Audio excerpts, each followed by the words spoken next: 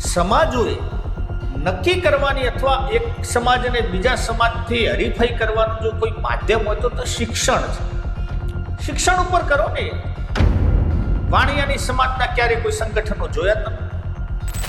આપણને એ બધા જ ઝઘડા કરાવી ભાજપ કોંગ્રેસના નામે અથવા એક સરપંચની સામાન્ય ચૂંટણીમાં પણ અંદરો અંદર જ્યારે કામ ઝઘડી જાય અને જીત્યા પછી બધા જ ભેગા મારી સમાજમાં આટલી બદીઓ છે, આટલા કુરિવાજો છે, એને આપણે દૂર કરવાનો પ્રયત્ન કરીએ. ત્યાં કોઈ કરતું નથી. હવે તો એવું થયું છે કે મારી સમાજમાં હજુ કોઈ ગોડફાધર નથી.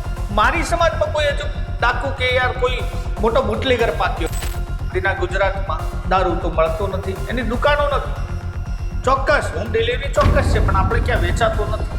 પરંતુ એ જ આ ગુજરાતમાં હવે ઘરે ઘરે, હું ચોક્કસ ઉત્તર ગુજરાતની વાત કરી રહ્યો છું અને હું મારી સમાજની વાત આવે પહેલું આંગળી અથવા પહેલું ખામી હું મારી સમાજને પણ કાઢું. ભગ ઉત્તર ગુજરાતમાં દરેક જગ્યાએ ડ્રગ્સનું દૂષણ અંદર આવ્યું છે.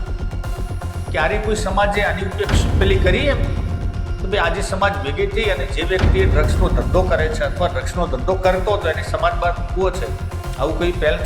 ફલાણી સમાજના નેતા આવી ગયા, ફલાણી સમાજના નેતા આવી ગયા. હીરાભાઈએ કહેતા હતા કે બેટા તે મરદનું કામ કરે. ભાઈ માર પડી કેમ પડી છે તમારે? કેમ માર્યા હશે ભાઈ કોઈ? તમને ઘર બેઠા મિત્રો, આજે આપ દર્શકો શાંતિથી સાંભળજો.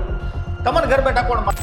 આપણે બધું સાંભળતા હોઈએ ફલાણી સમાજમાં ઘણા બધા ચોર પાકે છે, ફલાણી સમાજમાં છોકરીઓ ખરાબ થઈ જાય છે, ફલાણી સમાજમાં બધા નેતા પાકે. આવું ના હોય મિત્રો.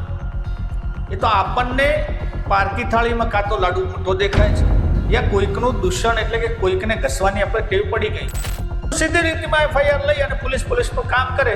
કોઈ સમાજોને પણ આવા કોઈ શોખ નથી કે બહાર આવીને આવેદન આપે, ક્યાંક એકબીજાને આંતરિક વૈમનસ્ય વધે એવું કરે.